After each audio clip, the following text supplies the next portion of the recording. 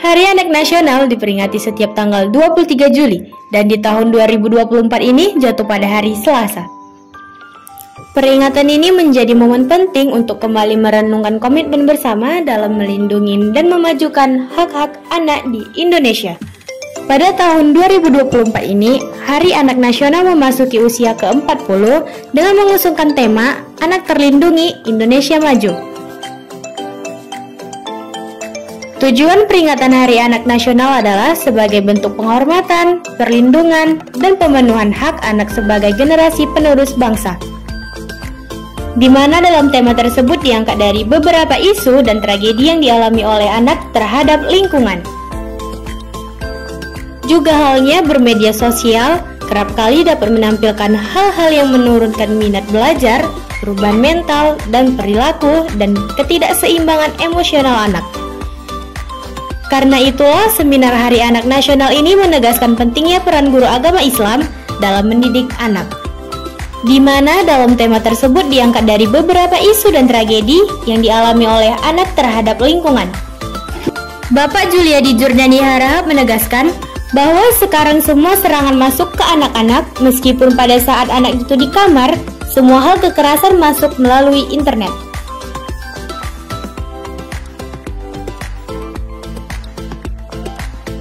Dalam sambutannya, Bapak Kepala Dinas Sosial Provinsi Sumatera Utara, yaitu Bapak Asren Nasution menegaskan, tidak terbayang oleh saya kalau guru agama itu merunduk di saat anak-anak ini makin tinggi persaingannya.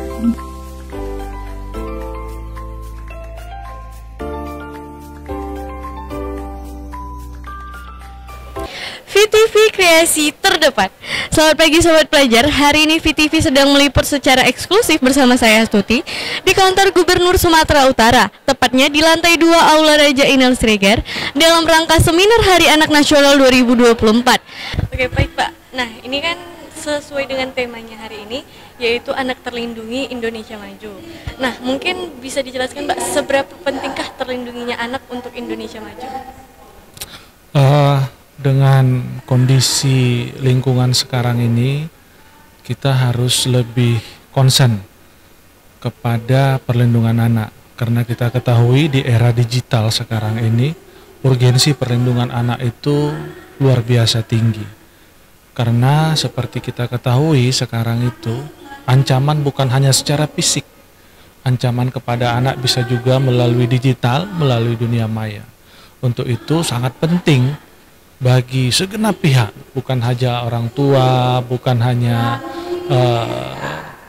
tenaga pendidik, guru, tapi seluruh masyarakat harus melihat anak sebagai aset bangsa yang kedepannya negara kita ini akan dititipkan kepada anak-anak tersebut. Demikian juga anak yang mempunyai kebutuhan-kebutuhan khusus. Untuk itu memang seminar hari ini terkait dengan perlindungan anak sangat penting. Baik, sekarang Tuti sedang bersama dengan Bapak Tarmidi PhD selaku Ketua APPI Sumatera Utara. Selamat siang Bapak. Siang. Siapa namanya Pak? Siang. Siang. Oke. Gini Pak, menurut dari apa yang sudah Bapak paparkan tadi nih, bahwa ternyata pelaku bullying itu juga merupakan korban dari bully itu sendiri. Nah, menurut Bapak nih, apa tindakan preventif seorang orang tua untuk mencegah anak-anaknya menjadi korban bullying ataupun pelaku bullying? Kalau orang tua sebenarnya gini ya, mencontoh. Jadi kan anak-anak ini kan belajar itu dengan mencontoh. Jadi kalau dia di keluarga itu keluarga yang hangat, tahu bagaimana cara berperilaku, cara bereaksi, ya, cara bereaksi kalau ada masalah bereaksi seperti apa, dia akan belajar cara-cara bereaksi itu, sadar atau tidak dia akan belajar. Nah, yang bisa dilakukan orang tua itu tetap jadi keluarga yang baik, yang saling mendukung. Kalau anak salah, jangan misalnya langsung dihukum, dimarahi, cari tahu kenapa dia salah. Jadi lama-lama dia akan belajar.